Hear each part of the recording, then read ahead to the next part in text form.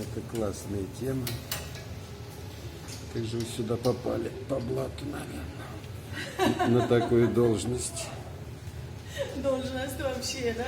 Ну, разве? Это же работа мечты. Да не говорите, работа мечты. Пахнет, главное, с улицы, хрен знает откуда. Это просто так они пахнут, или вы что-то распыляете, чтобы так пахло? А нет, то есть ванилин.